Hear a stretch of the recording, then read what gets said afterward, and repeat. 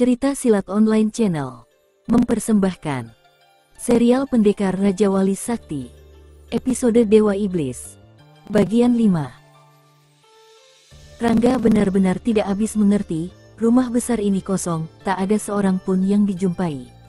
Pendekar Raja Wali Sakti itu terus mencari sampai ke belakang. Tetap saja tidak dijumpai seorang pun. Bergegas dia keluar lagi melalui pintu belakang, lalu memutari rumah ini. Dia berdiri tegak di tengah-tengah halaman yang cukup besar dan luas. Api unggun masih menyala terang membuat malam yang gelap gulita ini jadi terang benderang. "Pandan!" teriak Rangga memanggil.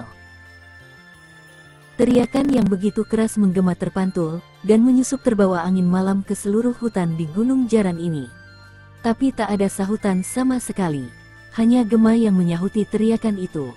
Rangga mengedarkan pandangannya ke sekeliling. Tak ada yang dapat dilihat, kecuali mayat-mayat bertubuh biru dan mayat Borga yang tergeletak hampir memenuhi halaman rumah ini. Dengan perasaan kesal bercampur kecemasan, pendekar Raja Wali Sakti itu mengambil tongkat berkepala tengkorak manusia milik Borga dan menghentakkan ke tanah. Saat itu juga tanah yang dipijak bergetar. Rangga terkejut, lalu berjingkrak ke belakang beberapa langkah. Belum hilang keterkejutannya, mendadak saja dari dalam tanah bersembulan makhluk-makhluk berwarna biru. Dan anehnya, makhluk biru yang sudah tewas, kembali hidup tanpa ada bekas luka sedikit pun. Edan, lagi-lagi makhluk keparat ini muncul, dengus Rangga gusar. Pendekar Raja Wali Sakti itu langsung bersiap kalau makhluk biru itu menyerangnya. Tapi pemuda itu jadi terheran-heran, karena mereka hanya berdiri diam memandangnya. Malah sama sekali tidak mengadakan penyerangan. Pendekar Raja Wali Sakti memandangi dengan sinar mata penuh keheranan dan segumpal tanda tanya memadati benaknya. Siasat licik macam apa lagi ini? Rangga bertanya-tanya sendiri di dalam hati. Sebelum pertanyaan itu bisa terjawab, kembali pendekar Raja Wali Sakti dibuat keheranan yang amat sangat. Makhluk-makhluk biru itu tiba-tiba saja berlutut, dan kedua telapak tangannya ditekan ke tanah. Kepala mereka semua tertunduk dalam. Rangga melangkah mundur, dan seketika mereka yang berada di belakang pendekar Raja Wali Sakti itu bergerak menyingkir memberi jalan.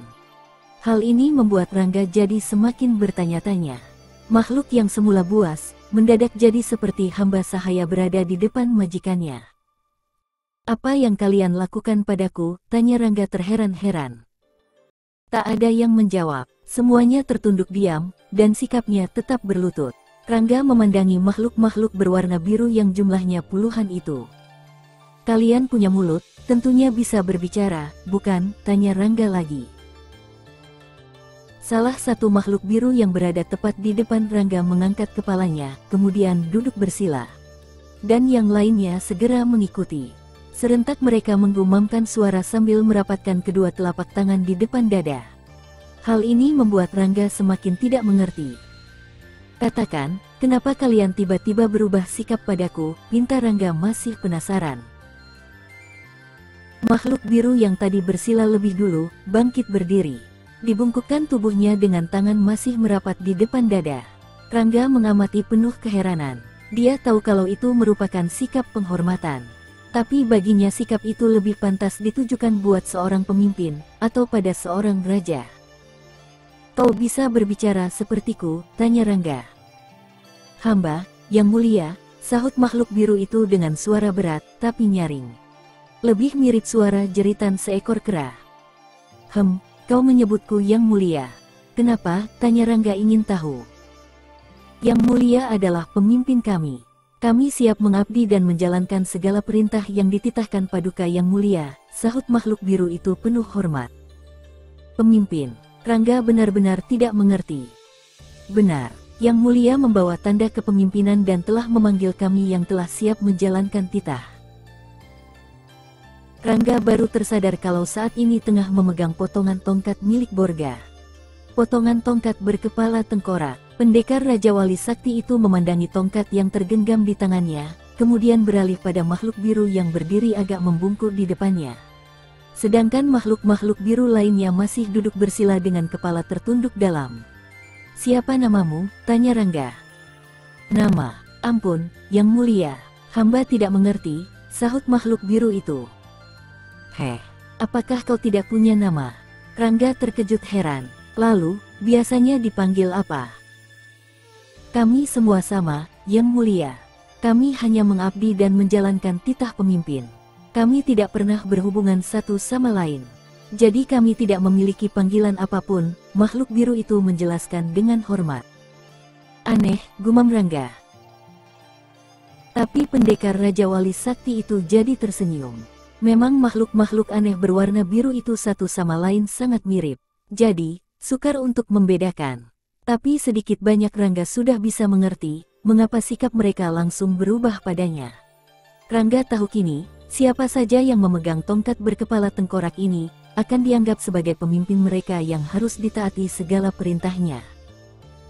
Baiklah kalau begitu, aku akan memanggilmu si biru saja. Bagaimana? Tanya Rangga meminta pendapat. Hamba, Yang Mulia, makhluk biru itu membungkukkan badannya. Rangga hanya tersenyum saja. Tentu saja semua makhluk biru itu menyetujui, karena baginya tidak ada masalah menggunakan nama apapun juga. Dan lagi Rangga sendiri tidak akan bisa mengenali lagi jika mereka satu sama lain sudah bergabung. Pendekar Raja Wali Sakti itu melangkah menghampiri beranda depan salah satu rumah yang terdekat, kemudian mengambil sebuah tali kulit binatang yang digunakan untuk mengikat tiang. Pendekar Raja Wali Sakti itu memberikan pada makhluk biru yang masih berdiri di tempatnya. Kalungkan ini pada lehermu, dan jangan dilepas, perintah Rangga. Hamba, Yang Mulia. Makhluk berwarna biru itu menerima tali kulit dari tangan pendekar Raja Wali Sakti dan mengalungkannya di leher. Disimpulkannya ujung tali kulit binatang itu menjadi satu, kemudian dibungkukkan tubuhnya kembali memberi hormat. Rangga tersenyum, karena kini bisa mengenali salah satu makhluk yang sama seluruhnya itu. Nah, kalian boleh kembali. Kecuali kau, biru, perintah Rangga lagi. Dia memang tidak membutuhkan makhluk-makhluk biru untuk saat ini. Makhluk-makhluk biru itu memberi hormat, kemudian kembali masuk ke dalam tanah. Sungguh menakjubkan, begitu tubuh mereka lenyap ke dalam tanah, permukaan tanah kembali seperti semula. Tak ada tanda-tanda kalau makhluk-makhluk aneh berwarna biru keluar masuk dari dalam tanah ini. Kini tinggal satu yang masih bersama Rangga di atas permukaan tanah. Nah, biru, kau kenal orang itu? Tanya Rangga menunjuk mayat Borga yang tergeletak tidak jauh dari situ. Dia bernama Borga, Gusti. 10 tahun lebih bangsa kami dikuasainya. Tapi sekarang Yang Mulia adalah pemimpin kami, sahut si biru. Apakah sebelum Borga, ada orang lain yang pernah menjadi pemimpin bangsamu? Tanya Rangga menyelidik disertai perasaan ingin tahu. Benar, Gusti. Kami selalu berganti-ganti pemimpin sejak ratusan bahkan ribuan tahun lalu. Kenapa kalian selalu menganggap orang yang memegang tongkat ini sebagai pemimpin? Kenapa tidak mengangkat salah satu dari kalian saja yang menjadi pemimpin? Tanya Rangga. Hanya Sang Hyang Menang yang mengetahui, Yang Mulia. Kami sudah ditakdirkan hidup dengan jumlah tetap sampai dunia ini berakhir. Begitu pula pemimpin kami yang selalu datang dari bangsa manusia. Ampun, Yang Mulia, hamba tidak tahu, karena semua ini adalah kodrat yang sudah ditentukan Sang Hyang Menang, sahut si biru. Ya, sudah, Rangga tidak mendesak lagi. Pagi sudah menghiasi Mayapada ini. Sang surya menampakkan cahayanya menerangi seluruh permukaan bumi yang indah. Semalaman Rangga tidak bisa tidur, dan terus mencari pandan wangi. Tapi sudah setiap jengkal tanah di sekitar tempat ini diteliti, tidak juga ditemukan tanda-tanda yang bisa dijadikan petunjuk untuk menemukan pandan wangi. Rangga duduk mencangkung di atas akar pohon yang menyembul dari dalam tanah. Tidak jauh di depannya bersimpuh si biru. Makhluk aneh bertubuh seperti manusia, namun berwarna biru dan tingkahnya lebih mirip kera. Rangga memandangi si biru dalam-dalam. Sebenarnya dia tidak ingin menggunakan makhluk ini untuk kepentingannya. Tapi mengingat makhluk ini pernah bersama orang-orang yang kini menculik pandan wangi, pendekar Raja Wali Sakti itu jadi punya pertimbangan lain. Biru, kau tahu di mana mereka kini berada? Tanya Rangga. Ampun, Yang Mulia, hamba tidak mengerti maksud Yang Mulia, sahut si biru seraya memberi hormat. Maksudku Prabu Sumabrata dan orang-orangnya, jelas Rangga. Yang mulia, selama hamba hidup ribuan tahun di sini, tidak ada yang bernama Prabu Sumabrata. Hamba tahu kalau sekitar Gunung Jaran ini termasuk wilayah Kerajaan Kulon. Tapi Raja sendiri tidak pernah mengizinkan rakyatnya mengusik tempat ini. Dan kami semua memang tidak ingin diganggu. Tidak ada seorang pun yang berani mengganggu, kecuali... Teruskan, Biru, pinta Rangga. Kecuali Dewa Iblis, yang mulia. Dewa Iblis. Rangga terhenyak mendengar nama itu. Benar, yang mulia. Rangga terdiam membisu. Nama itu memang pernah didengarnya saat si tongkat sambar nyawa dulu pernah menyebutkan. Cukup lama juga pendekar Raja Wali Sakti itu terdiam merenung. Otaknya berputar keras, kemudian Rangga tersentak dan bangkit berdiri. Dipandanginya si Biru dalam-dalam. Kau tahu di mana si Dewa Iblis itu tinggal? Tanya Rangga. Di puncak Gunung Jaran ini, yang mulia. Dewa Iblis tinggal di sebuah kuil tua, sahut makhluk biru itu.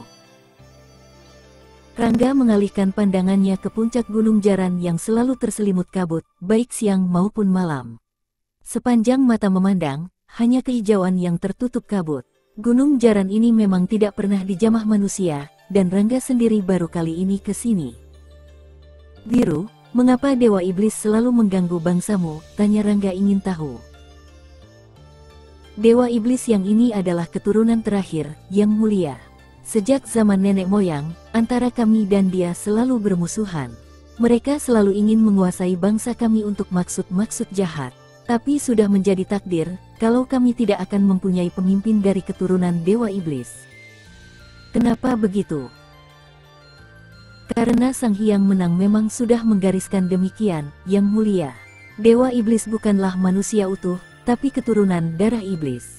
Sedangkan kami sudah ditakdirkan untuk mengabdi pada manusia seutuhnya yang bukan keturunan neraka atau nirwana. Untuk itu, kami membuat tanda yang terbuat dari tulang-tulang pemimpin pertama. Tanda itu kini dipegang yang mulia, jelas si Biru.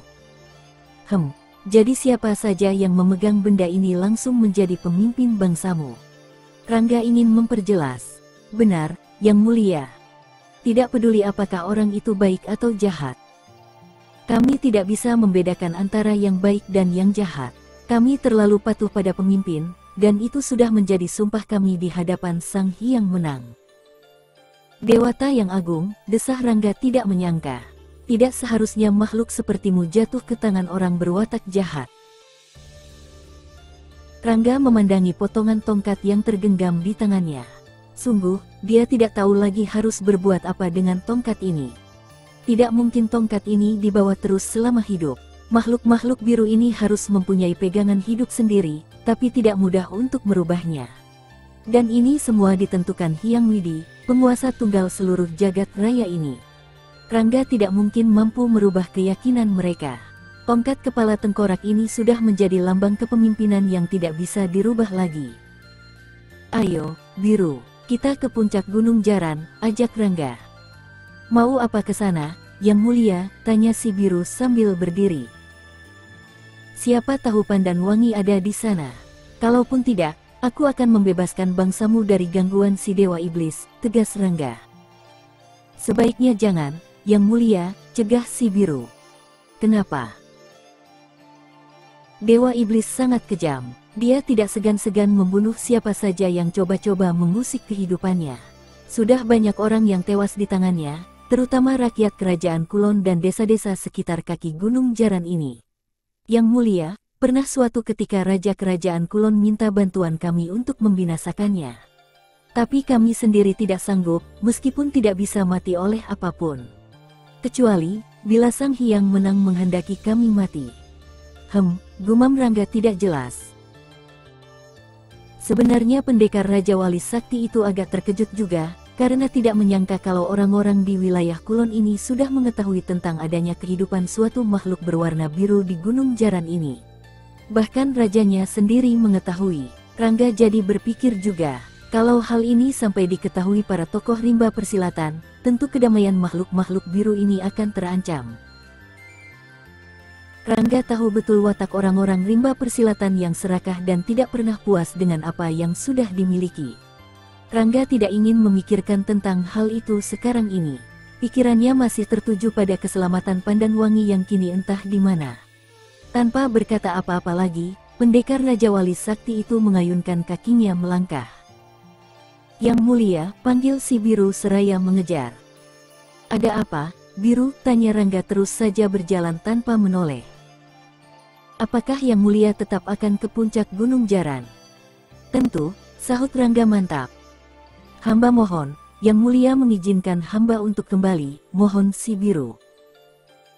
Rangga berhenti melangkah, lalu membalikkan tubuhnya menghadap pada makhluk berwarna biru itu.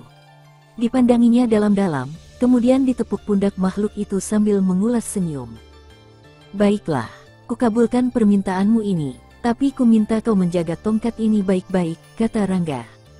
Apakah Yang Mulia akan mengambilnya lagi nanti? Iya, hanya itu yang bisa diucapkan Rangga. Tapi tongkat ini berguna untuk memanggil Yang Mulia. Lalu, bagaimana cara memanggilmu selain dengan tongkat itu? Hentakkan kaki 3 kali, dan sebut namaku. Hanya hamba yang akan muncul membawa tongkat ini dan menyerahkan kembali pada Yang Mulia untuk memimpin kami. Baiklah, aku pergi dulu dan jaga tongkat ini baik-baik. Akan hamba jaga dengan baik, Yang Mulia. Rangga tersenyum dan menepuk pundak makhluk biru itu. Setelah membungkuk hormat, makhluk bertubuh biru itu melesak cepat masuk ke dalam tanah sambil membawa tongkat berkepala tengkorak manusia. Rangga memandangi beberapa saat, kemudian bergegas berbalik dan berlari cepat menuju puncak Gunung Jaran. Bersambung ke Dewa Iblis 6. Masih bersama cerita Silat Online Channel. Jangan lupa like and subscribe, terima kasih.